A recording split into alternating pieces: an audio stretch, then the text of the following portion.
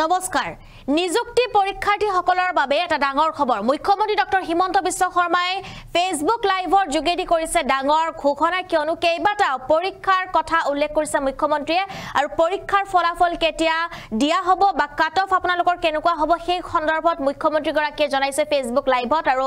নিযুক্তি পৰীক্ষাৰ্থীসকলৰ বাবে এই মুহূৰ্তত এটা ডাঙৰ খবৰ কিয়নো প্ৰত্যেকটো পৰীক্ষাৰে দিন ঘোষণা কৰা হৈছে ফলাফলৰ আৰু কেতিয়াকৈ আপোনালোকে ফলাফল লাভ কৰিব সেই সন্দৰ্ভত মুখ্যমন্ত্ৰী জনাইছে ফেসবুক লাইভ যোগে হবিশেষ লৈ হিসৈ বহুত নিযুক্তিৰ পৰীক্ষাৰ্থীসকলৰ বাবে ডাঙৰ খবৰ অসম আৰক্ষী আৰু এডিআৰই পৰীক্ষাৰ ফলাফলৰ তাৰিখ ঘোষণা কৰা হৈছে কেইবাটাও পৰীক্ষাৰ ফলাফল ঘোষণা কৰা হৈছে তাৰিখ আৰু মুখ্যমন্ত্ৰী হিমন্ত বিশ্ব শৰ্মাৰ এয়া ডাঙৰ ঘোষণা মুখ্যমন্ত্ৰী গৰাকীয়ে ডাঙৰ ঘোষণা কৰিছে ফেসবুক লাইভৰ যোগেদি 7 মাৰ্চত দিয়া হ'ব এডিআৰই তৃতীয় আৰু চতুৰ্থ বৰ্গৰ লিখিত পৰীক্ষাৰ ফলাফল যিসকল এডিআৰই পৰীক্ষাৰ্থী তেওঁলোকৰ বাবে অতিকৈ গুৰুত্বপূৰ্ণ খবৰ লগতে 6 মাৰ্চত অসম আৰক্ষীৰ এসআই পদৰ লিখিত পৰীক্ষাৰ ফলাফল ঘোষণা কৰা হ'ব মাজুত মাত্ৰ কেইটামান দিন আৰু অসম আৰক্ষীৰ কনিষ্টেবল পৰীক্ষাৰ ফলাফল দিয়া হ'ব 12 মাৰ্চত আৰু মাৰ্চ মাহতে সকলো পৰীক্ষাৰ ফলাফল দিয়া হ'ব অসম আৰক্ষীৰ ড্ৰাইভাৰ পদৰ ফলাফল দিয়া হ'ব 4 মাৰ্চত মুখ্যমন্ত্ৰী ডাঙৰ ঘোষণা 10 মাৰ্চত হ'ব ড্ৰাইভাৰ পদৰ ড্ৰাইভিং টেষ্ট আৰু মুখ্যমন্ত্ৰী গৰাকীয়ে কৰিছে এয়া ডাঙৰ ঘোষণা নিখা ফেসবুক লাইভত এই ঘোষণা কৰিছে মুখ্যমন্ত্ৰী হিমন্ত বিশ্ব শৰ্মাই কেইবাটা পৰীক্ষাৰ ফলাফলৰ কথা উল্লেখ কৰিছে মুখ্যমন্ত্ৰীয়ে অসম আৰক্ষী আৰু এডিআৰই পৰীক্ষাৰ ফলাফলৰ তাৰিখ ঘোষণা কৰা হৈছে মুখ্যমন্ত্ৰী হিমন্ত বিশ্ব শৰ্মাৰ ডাঙৰ ঘোষণা 7 মাৰ্চত দিয়া হ'ব এডিআৰই তৃতীয় আৰু চতুৰ্থ বৰ্গৰ লিখিত পৰীক্ষাৰ ফলাফল আৰু 6 মাৰ্চত অসম আৰক্ষীৰ এসআই পদৰ লিখিত পৰীক্ষাৰ ফলাফল ঘোষণা কৰা হ'ব লগতে অসম আৰক্ষীৰ কনিষ্টেবল পৰীক্ষাৰ ফলাফল দিয়া হ'ব 12 মাৰ্চত অসম আৰক্ষীৰ ড্ৰাইভাৰ পদৰ ফলাফল দিয়া হ'ব 4 মাৰ্চত আৰু 10 মাৰ্চত হ'ব ড্ৰাইভিং যেটো টেষ্ট ড্ৰাইভাৰ পদৰ ড্ৰাইভিং টেষ্ট হ'ব অনুষ্ঠিত 10 মাৰ্চত নিখা ফেসবুক লাইভ যোগে মুখ্যমন্ত্ৰী ডক্টৰ হিমন্ত বিশ্ব শৰ্মাই কৰিছে এয়া ডাঙৰ ঘোষণা যেটো মাত্ৰ কেইটামান দিন আছে হাতত মাত্ৰ 2-3 দিন আৰু তাৰ পিছতে আপোনালোকৰ ফলাফল লাভ কৰিব আৰু কোন তাৰিখে কোনটো পৰীক্ষাৰ ফলাফল প্ৰকাশ পাব সেই সন্দৰ্ভত মুখ্যমন্ত্ৰীয়ে উল্লেখ কৰিছে 6 মাৰ্চত এসআই লিখিত পৰীক্ষাৰ ফলাফল ঘোষণা কৰা হ'ব আৰু যেটো 17 মাৰ্চত এসআই পদৰ শাৰীৰিক পৰীক্ষা হ'ব বুলি উল্লেখ কৰিছে মুখ্যমন্ত্ৰী 9 মাৰ্চৰ পৰা ডাউনলোড কৰিব পাৰিব এডমিট কাৰ্ড আৰু 17 মাৰ্চৰ এসআই পৰীক্ষাৰ শাৰীৰিক পৰীক্ষা অনুষ্ঠিত কৰা হ'ব মুখ্যমন্ত্ৰীয়ে ডাঙৰ ঘোষণা কৰিছে এই মুহূৰ্তত তেওঁৰ সেই মন্তব্য এবাৰ শুনাবলৈ চেষ্টা কৰিম অসম আৰক্ষীৰ ৰিজাল্টৰ বিষয়ে আপোনালোকক জনাব খুজিছো মই জতে মিটিংত যাওঁ আমাৰ ডেকা লৰাবিলাকে মোক এইটোৱে খুদে মামা ৰিজাল্ট কেতিয়া দিব মই আজি কৈ দিম যিসকলে পাব তেওঁলোকক মই অভিনন্দন জনাম যিসকলে নাপাব অহাবাৰ পৰীক্ষাৰ বাবে আৰু প্ৰচেষ্টা চলাব মন বেয়া নকৰিব আৰু সকলোৱে যিসকলে পাব তেওঁলোকৰ কৃতিত্বক লৈ আমি সকলোৱে গৌৰৱ কৰিম আৰু যিসকলে নাপাব তেওঁলোকে পুনৰ প্ৰচেষ্টা কৰিম পৰীক্ষাৰ এটা ৰিজাল্ট ভাল বেয়া দুইটা আহে তাক লৈ বহুত চিন্তা কৰিব নালাগে we should take life as challenge জীৱন প্ৰত্যাহ্বানেৰে পৰিপূৰ্ণ ৰিজাল্ট আপোনালোকে জানেই OMRCত আপোনালোকে চাইয়ে আছে গতিকে পোৱা আৰু নোপোৱা দুইটাই জীৱনৰ একোটা যাত্ৰাৰ সংগী বুলি আমি ধৰি ল'ব লাগিব মই এতিয়া আপোনালোকক জনাই থৈ যাম সাব ইন্সপেক্টৰ আমাৰ ইউবি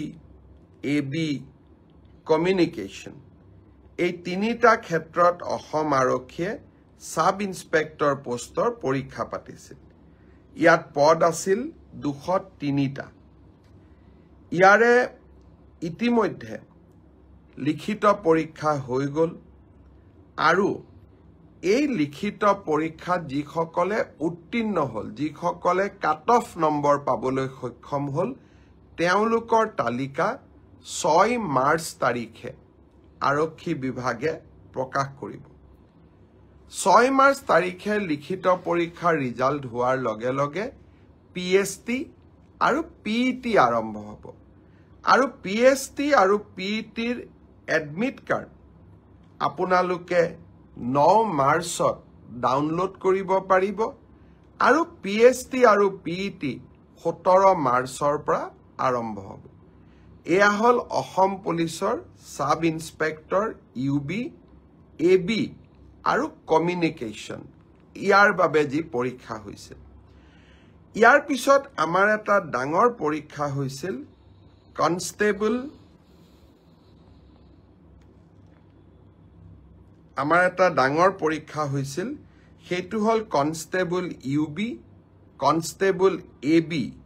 কনষ্টেবল কমিউনিকেশ্যন আৰু sub officer fire and emergency service কনষ্টেবলৰ UBত পোষ্ট আছিল 1760টা কনষ্টেবল ABত পোষ্ট আছিল 2301টা কনষ্টেবল কমিউনিকেশ্যনত পোষ্ট আছিল 466টা আৰু সাব অফিচাৰ ফায়াৰ সাৰ্ভিসত পোষ্ট আছিল মাত্ৰ এটা এই গোটেই পৰীক্ষাটোৰ ইতিমধ্যে PST আৰু PET কমপ্লিট হল এই পৰীক্ষাটোৰ যিসকলে PST PETত কোন পাছ কৰিলে ইয়াৰে ৰিজাল্ট অসম আৰক্ষীয়ে 12 মাৰ্চ তাৰিখে ঘোষণা কৰিব অৰ্থাৎ কনষ্টেবল UB AB পৰীক্ষাৰ প্ৰথম ৰিজাল্ট 12 মাৰ্চ তাৰিখে প্ৰকাশিত হ'ব ইয়াৰ পিছত আপোনালোকে নিজেও জানে যে এটা লিখিত পৰীক্ষাত আমি অৱতীৰ্ণ হ'ব লাগিব আৰু এই লিখিত পৰীক্ষাটিৰ বাবে যিসকলে কাট অফ মাৰ্ক পাবলৈ সক্ষম হ'ব তেওঁলোকে এডমিট কাৰ্ড 17 মাৰ্চৰ পৰা ডাউনলোড কৰিব পাৰিব আৰু finally AB UB written test 23 মাৰ্চত অনুষ্ঠিত হ'ব ইয়াৰ পিছত অসম আৰক্ষীত ড্ৰাইভাৰৰ 667টা পোষ্টৰ বাবে PST আৰু PET অনুষ্ঠিত হৈছিল এই ড্ৰাইভাৰৰো PST PETৰ পৰীক্ষাৰ ৰিজাল্ট অহা পৰহি দিনাখন অৰ্থাৎ 4 মাৰ্চ তাৰিখে অসম আৰক্ষীয়ে ঘোষণা কৰিব ইয়াৰ পিছত স্বাভাৱিকভাৱে ড্ৰাইভিং টেষ্ট হ'ব আৰু ড্ৰাইভিং টেষ্টৰ পৰীক্ষাৰ বাবে এডমিট কাৰ্ডো 4 তাৰিখৰ পৰা লাভ কৰিব পাৰিব আৰু written test driving test written পিছত হ'ব প্ৰথমতে ড্ৰাইভিং হ'ব ড্ৰাইভিং টেষ্ট 10 মাৰ্চত পৰা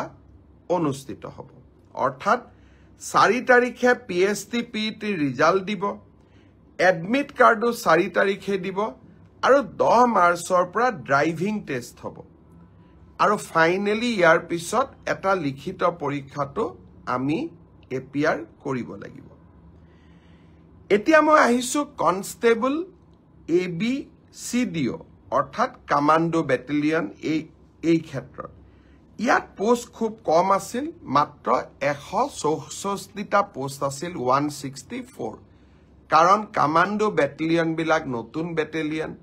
ইয়াত ভ্যাকেন্সি অহাৰ এতিয়া প্ৰশ্নটো বহুত কম কমান্ডো বেটেলিয়নৰ ৰিজাল্ট আমি আমাৰ কাট অফ মাৰ্কস যেটো PST আৰু PETৰ যেটো কাট অফ মাৰ্ক তাক আমি 27 মাৰ্চ তাৰিখে ঘোষণা কৰিম অৰ্থাৎ কমান্ডো বেটেলিয়নৰ 164 পদৰ বিপৰীতে আমাৰ যি ৰিজাল্ট হ'ব কাট অফ মাৰ্কস এনাউন্স হ'ব 27 মাৰ্চ তাৰ পিছত এডমিট কাৰ্ড আহিব 1 এপ্ৰিল তাৰিখে আৰু সাইকোমেট্ৰিক টেষ্ট 8 এপ্ৰিলৰ পৰা অনুষ্ঠিত হ'ব আমাৰ গ্ৰেড 4 অসম আৰক্ষীত 258টা পোষ্টৰ বাবে অনুষ্ঠিত হৈছিল গ্ৰেড 4 পৰীক্ষাৰ PST PET হৈ গল আৰু কেইটামান হ'ব বাকি আছে 15 মাৰ্চলৈকে চলিব হে ইয়াৰ PST PET ৰিজাল্ট আমি দিউতে কিছু পলম হ'ব 30 এপ্ৰিল পাবগৈ এয়া হল অসম আৰক্ষীৰ সম্পৰ্কত আপোনালোকে জানিব বিচৰা তথ্য ইয়াৰ পিছত বহুত লৰা ছোৱালীয়ে মোক সুধি আছে যে এডিআৰই ৰিজাল্ট কেতিয়া দিব এডিআৰই ৰিজাল্ট 7 মাৰ্চ শুক্ৰবাৰে আমাৰ গ্ৰেড 3 আৰু গ্ৰেড 4ৰ যি আমাৰ ৰিক্ৰুটমেন্ট কমিশন আছে তেওঁলোকে ঘোষণা কৰিব যিমান কেইটা পদ আছে তাৰ বিপৰীতে দুজনকৈ লৰা ছোৱালীক এই পৰীক্ষাত উত্তীৰ্ণ হ'ব আৰু তেওঁলোকৰ পিছত তেওঁলোকৰ মাজত পৰৱৰ্তী সময়ত ৰিটেন টেষ্ট অনুষ্ঠিত অৰেল অনুষ্ঠিত হ'ব অৰ্থাৎ লিখিত পৰীক্ষাৰ ৰিজাল্ট গ্ৰেড 3 আৰু গ্ৰেড 4 আমি 7 মাৰ্চ তাৰিখে ঘোষণা কৰিম এটা পোষ্টৰ বিপৰীতে দুজনকৈ লৰা ছোৱালীয়ে এই লিখিত পৰীক্ষাত উত্তীৰ্ণ হ'ব শেষৰ নম্বৰটোত যদি বেছি লৰা ছোৱালীয়ে একেটা নম্বৰে পায় তেতিয়ালে হয়তো 3000 পোষ্টৰ বিপৰীতে মই ধৰি লব কৈছো 6000 লৰা ছোৱালী পাস কৰিব লাগে কিন্তু একেটা নম্বৰ যদি বহু পৰীক্ষাৰ্থীয়ে লাভ কৰে তেতিয়া হলে একে নম্বৰ পোৱা লৰা ছোৱালী সকলেও পৰীক্ষাটো ডেফিনেটলি পাস কৰিব অৰ্থাৎ আমি যদি ধৰি লওঁ 50 is a cut off mark কিন্তু 50 যদি 50 জন লৰাই নম্বৰ পাইছে তেতিয়ালে 50 জন লৰায়ে লিখিত পৰীক্ষাত পাস কৰিব গতিকে 1:2 বুলি কলেও 1:2 একেবাৰে গ্ৰামাটিক্যাল সেন্সত নহব হয়তো দুজন চাৰিজন লৰা ছোৱালীয়ে বেছিকৈ পাস কৰিব